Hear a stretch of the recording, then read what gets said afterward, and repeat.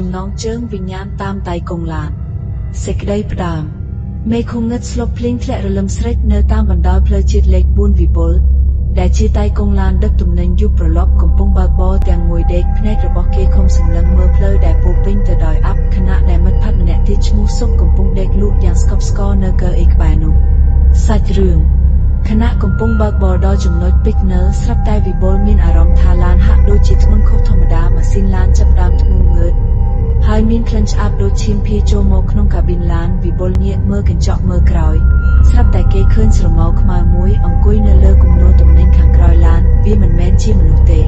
ព្រោះវាគ្មានក្បាលវិបុលភ័យខ្លាំងណាស់គេខំដាស់សុក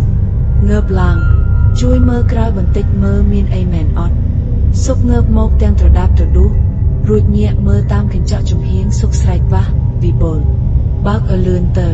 កុំឈប់ឲ្យសោះសុកឃើញស្ត្រីម្នាក់ស្លៀកឈុតសក់វែងអន្លាយកំពុងតោងទ្វារឡានខាងក្រៅហើយយកក្បាលដែលដាច់ចេញពីស្មារបស់នាងបោកនឹងកញ្ចក់ឡានផាំងឈាមក្រហមច្រាលប្រឡាក់ពេញកញ្ចក់ទ្វារវិបុលព្យាយាមជន់ហ្គែបន្ថែមល្បឿនប៉ុន្តែឡានស្រាប់តែលោតម៉ាស៊ីនឈឹងនៅកណ្ដាលព្រៃស្ងាត់ជ្រងំមានតែសំឡេងទឹកភ្លៀងធ្លាក់លើដំបូលឡានតក់ភ្លាមនោះសំឡេងសើចបែបស្រួចហេ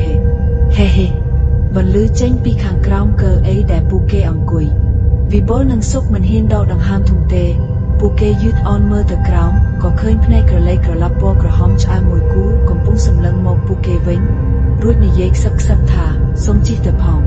កន្លែងនេះត្រជាក់ណាស់ឈុតបញ្ចប់ព្រឹកឡើងអ្នកភូមិបានឃើញឡានដឹកទំនិញនោះចតចោលនៅចិញ្ចើមផ្លូវនៅពេលប៉ូលីសមកដល់គេឃើញវិបុលនិងសុកអង្គុយសន្លប់បាត់ស្មារតីភ្នែកបើកធំសក់ឡើងស្កើពេញក្បាលក្នុងយប់តែមួយអ្វីដែលគួរឲ្យរន្ធត់បំផុតនោះ